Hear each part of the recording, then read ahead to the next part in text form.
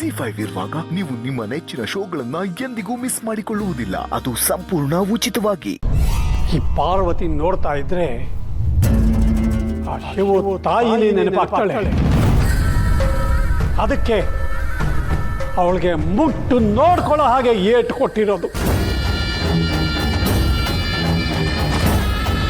ಇಡೀ ಊರ್ ಜನಕ್ಕೆ ಅನ್ನ ಹಾಕ್ತಿದ್ದ ಕೈನ ಇವತ್ತು ಸಾಲಲ್ಲಿ ನಿಂತು ಅನ್ನಕ್ಕೆ ಕೈ ಒಡ್ಡೋ ಹಾಗೆ ಮಾಡಿದ್ದೀನಿ. ಅವಳು ಒಂದು ಮಾತಾಡಿದ್ರೆ 10 ಜನ ನಿಂತ್ಕೊಂಡು ಕೇಳ್ತಿದ್ರು ಆಗ. ಆದರೆ ಈಗ ಅವಳು ಎದುರು 10 ಜನ ನಿಂತು ಮಾತಾಡ್ತಿದ್ರು, ಎದುರುತ್ತರ ಕೊಡೋದಕ್ಕಾಗ್ತಿಲ್ಲ. ಆಗ ಅವಳ ಕೈನಲ್ಲಿ ಹೊಳಿತಿದ್ದ ಬಂಗಾರದ ಬಳೆಗಳು ಈಗ ಅದೇ ಕೈಗೆ ಕಬ್ಬಿಣದ ಬೇಡಿಗಳಾಗಿ ಬದಲಾಗಿದೆ.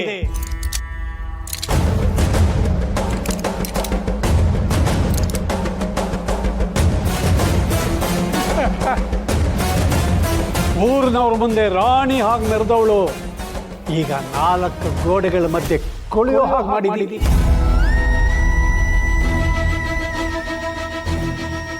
ನೊರೆ ಹಾಕಿ ತೊಳಿತಿದ್ದ ಕೂದಲುಗಳು ನೆರೆ ಬಂದು ಜಡ್ಗಟ್ಟಿದೆ ಈಗ. ತನ್ನ ಮನೆ ತನ್ನ ಕುಟುಂಬ ಅಂತ ಇದ್ದವಳು ಇವತ್ತು ಅವಳು ಯಾರು ಅಂತ ತನ್ನ ಕುಟುಂಬಕ್ಕೆ ಗೊತ್ತಿಲ್ಲ ಹಾಗೆ ಬದುಕ್ತಿದ್ದಾಳೆ.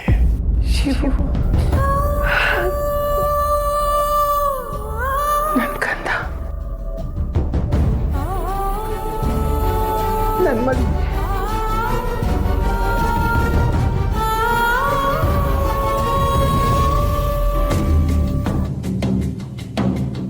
ಅವಳು ಹೇಳಿದ್ದನ್ನೆಲ್ಲ ಕೇಳೋದಕ್ಕೆ 100 ಜನ ಇದ್ರು ಆವತ್ತು. ಆದರೆ ಇವತ್ತು ಅವಳನ್ನ ಯಾರು ಕೇಳದೆ ಇರುವಂತ ಸ್ಥಿತಿಗೆ ತಂದಿದ್ದೀನಿ. ಜೀವನ ಸಾಕು ಅನ್ನೋ ಸ್ಥಿತಿಗೆ ತಂದಿದ್ದೀನಿ. ಪಾರ್ವತಿಗೂ ಹಾಗೆ ಮುಂದೆ ನನಗೆ ಅಡ್ಡ ಬರ್ತಿದ್ರೆ ಇವಳಿಗೂ ಅದೇ ಗತಿ, ಆ ಶಿವನಿಗೂ ಅದೇ ಗತಿ ಕಾಣಿಸ್ತೀನಿ.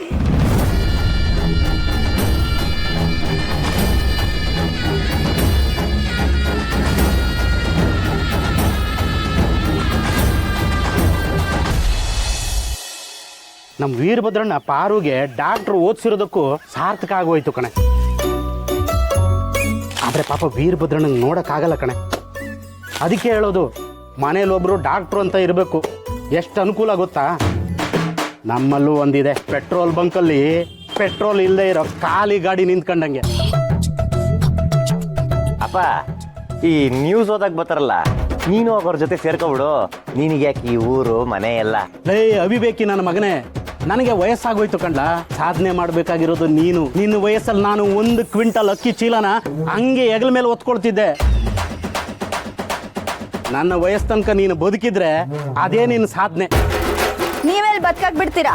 24 ಗಂಟೆನೂ ಬೈಕೊಂಡೇ ಓಡಾಡ್ತಿರ್ತೀರಾ? ಕರೆಕ್ಟಾಗಿ ಹೇಳ್ದೆ ಕಣವ. ಈ ತರ ಹಿಂಸೆ ಕೊಟ್ರೆ ಯಾವನ್ ಬದುಕ್ತಾನ ಸರ್? ಅಪ್ಪಯ್ಯ, ಇದು ರೀಲ್ಸ್ ಡೈಲಾಗು. ರೀಲ್ಸು? ಅಯೋಗ್ಯ ನನ್ನ ಮಗನ್ ತಂದು 24 ಗಂಟೆನೂ ರೀಲ್ಸ್ ನೋಡ್ತಾ ಇದ್ರೆ ರೀಲ್ಸ್ ಬರ್ತದೆ. 24 ಗಂಟೆನೂ ಕೂತಿದ್ದ ಜಾಗದಲ್ಲೇ ಕೂತಿದ್ರೆ ಫೈಲ್ಸು ಬರ್ತದೆ.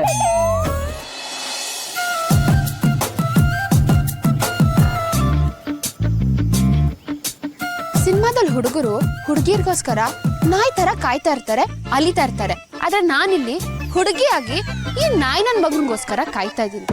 ಪ್ರೀತಿಗೋಸ್ಕರ ಇನ್ನು ಏನೇನ್ ಮಾಡ್ಬೇಕು ಆದ್ರೂ ಬರ್ರಿ, ಮಾಡ್ತೀನಿ ಸರಿಯಾಗಿ. ಹಿಂದೆ ಕ್ಲಿಯರು, ಮುಂದೆ ಡೇಂಜರು. ನಮ್ಮ ಹುಡುಗರು ಪ್ರೀತಿಸೋ ಹುಡುಗಿರ್ನ ನೋಡಕ್ ಹೋಗ್ಬೇಕಾದ್ರೆ ಜೇಮ್ಸ್ ಬಾಂಡ್ಗಳಾಗ್ಬಿಡ್ತಾರೆ. ಅಕ್ಕ ಪಕ್ಕ ಹಿಂದೆ ಮುಂದೆ ಆತಾಳ ವಿತಾಳ ಸುತ್ತಾಳ ಪಾತಾಳದಲ್ಲಿ ಯಾರ್ಯಾರು ಅಂತ ಎಲ್ಲಾ ಕಡೆ ನೋಡ್ಕೊಂಡೇ ಹೋಗ್ಬೇಕು. ನಮ್ಮ ಪರಿಸ್ಥಿತಿ ಯಾರಿಗೂ ಬೇಡ ಕಣಪ್ಪ. ಹುಡುಗರು ಹೆಂಗ್ ನಿಂತವಳೆ, ಬೈತಾಳೆ, ಬೈಸ್ಕೊಳಕ್ ರೆಡಿ ಆಗ್ಬೇಕು. ಹಾಯ್ ಪಿಕಿ ಬೇಬೆ. ನಿನ್ ಹಾಯ್ಗಿಷ್ಟು ಬೆಂಕಿ ಬಿತ್ತು. ಯಾಕಮ್ಮೆ, ಬಿಸಿಲು ಜಾಸ್ತಿ ಅದೇ ಅಂತ ಇಂಡೈರೆಕ್ಟ್ ಆಗಿ ಬೈತಿದ್ಯಾ?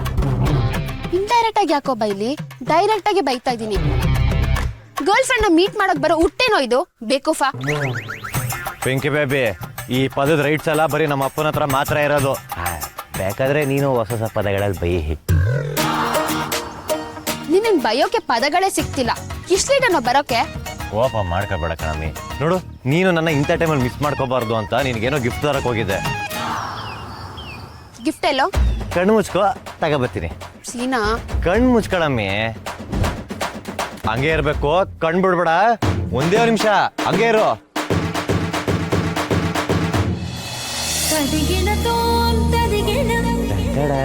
ಇಲ್ಲೋಡು,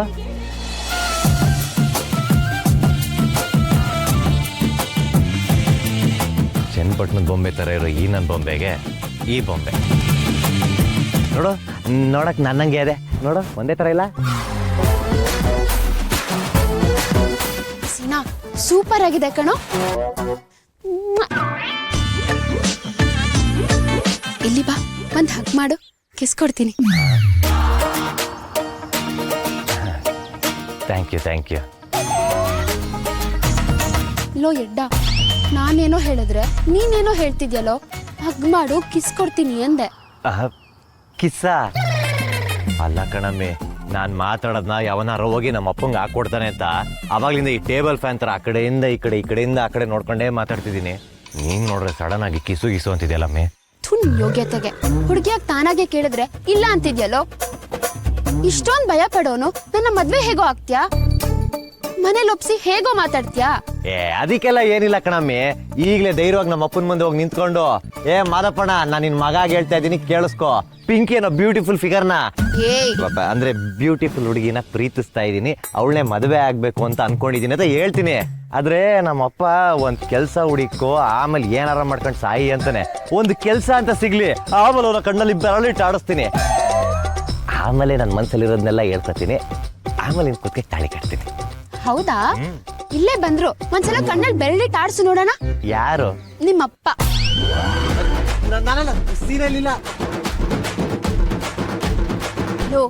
ಸಡೆ ಅಂದ್ರೆ ನೀನೇ ಕಣೋ. ನಿಮ್ಮ ಅಪ್ಪನ ಹೆಸರು ಕೇಳಿದ ತಕ್ಷಣ ಒಳ್ಳೆ ಮಲೇರಿಯಾ ರೋಗ ಬಂದವನಂಗ್ ಆಡ್ತಿದ್ಯಲ್ಲ. ನೀನ್ ನಂಬ್ಕೊಂಡು ಹೇಗೋ ಬರೋದ್ ನಾನು. ನೋಡ್ಸಿನಾ, ನನಗ್ ನೀನ್ ಬೇಕೇ ಬೇಕು. ನಿನ್ನ ಪಡ್ಕೊಳ್ಳೋಕೋಸ್ಕರ ನಾನ್ ಏನ್ ಬೇಕಾದ್ರೂ ಮಾಡ್ತೀನಿ. ಮುಚ್ಕೊಂಡು ಫಸ್ಟ್ ಜಿಮ್ ಓಪನ್ ಮಾಡು. ಆ ಜಿಮ್ಗೆ ನನ್ನನ್ನೇ ಕರ್ಸಿ ಟೇಪ್ ಕಟ್ ಮಾಡಿಸ್ಬೇಕು.